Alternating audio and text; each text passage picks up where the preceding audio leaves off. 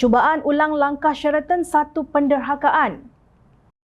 Hari ini, Perdana Menteri Kerajaan Perpaduan Datuk Seri Anwar Ibrahim bertungkus lumus dalam usaha untuk menstabilkan negara demi kepentingan rakyat dan negara. Tetapi, masih terdapat pemimpin yang cuba mengulangi langkah Sheraton yang dibuat pada hujung Februari 2020.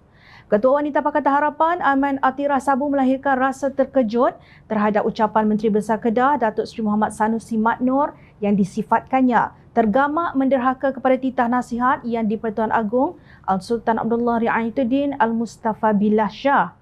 Pagi ini saya mendengar ucapan Menteri Besar Kedah yang juga Ketua Pengarah Pilihan Raya PAS Datuk Seri Muhammad Sanusi Mat Noor yang mengaku ada usaha-usaha sedang dibuat untuk menukar kerajaan perpaduan di pusat sekarang. Mendengar ucapan Muhammad Sanusi itu sebagai bekas ahli PAS, saya rasa sangat terkejut. Begitu sekali sikap pemimpin PAS sekarang, ujarnya dalam satu kenyataan.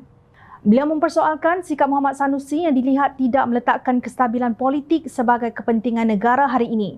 Tidakkah beliau sedar kerajaan perpaduan yang ada pada hari ini dibentuk hasil titah nasihat ke bawah Duli Yang Maha Mulia Seri Paduka Baginda yang di-Pertuan Agong? Adakah Sanusi setuju penderhakaan dibuat terhadap titah dan nasihat tuanku ini?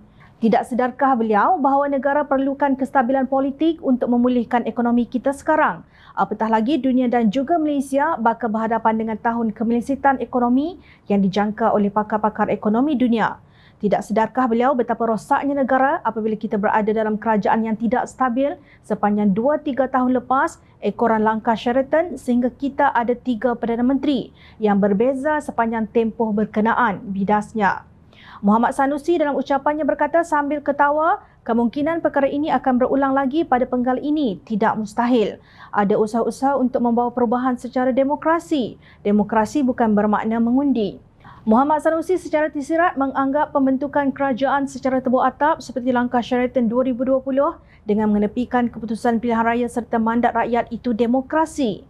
Dalam hubungan ini, Aiman menasihatkan Muhammad Sanusi agar menumpukan perhatian kepada pembangunan negeri-negeri yang ditadbir parti tersebut. Sebagai bekas ahli PAS, saya merayu kepada Sanusi, lupakanlah kemaruk politik gila kuasa itu buat sementara.